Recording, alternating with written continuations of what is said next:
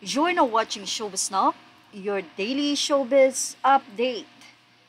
Yes, viral nga ngayon sa social media. Ito'y matapos nga na makita ang magkasintahang Daniel Padilla at Catherine Bernardo sa isang event. Ito ay walang iba kundi ang Omega.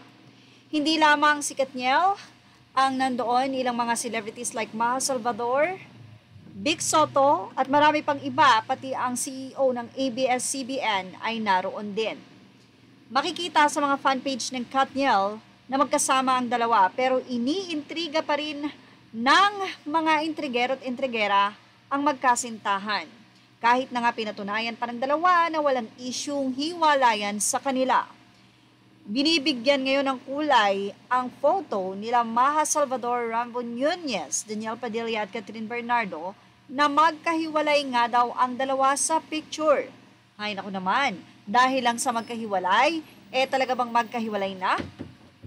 Tila hindi pa nga rin sapat ang ibinahagi ni Catherine at Daniel Padilla kamakailan lamang sa kanilang Instagram kung saan pinatunayan nga ng dalawa na hindi naman sila nagkakahiwalay.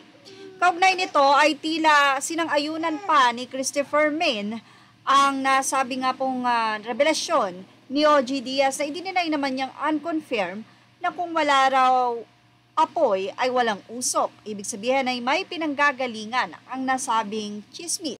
Sa isang balita o artikulo, narito nga ang ibinahagi ng nasabing chika, showbiz chika.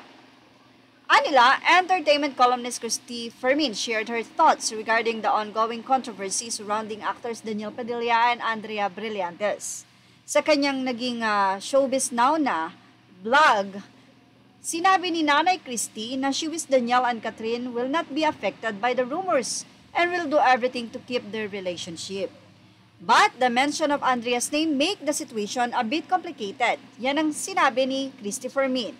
Ani ako po gusto kong maniwala na wala talagang pinanggagalingan tong kwentong ito.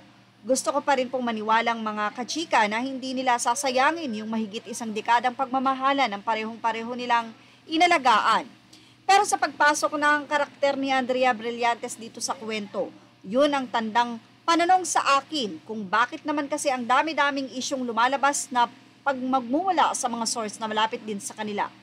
Sasabihin nyo na po siguro fake news peddler kami. Lahat naman po kasi nang nagkukwento hanggat hindi umaamin yung mga taong sangkot, fake news peddler ang tawag ng iba.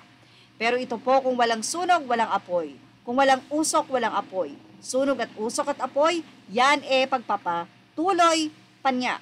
Or pagpapatunay na may pinanggagalingan ng nasabing issue. Well, para sa mga Katniel dyan, ano ang masisinya about dito? Ilagay na ang inyong opinion sa ating comment section. Images are all credit to the rightful owners and thank you for watching Showbiz Now.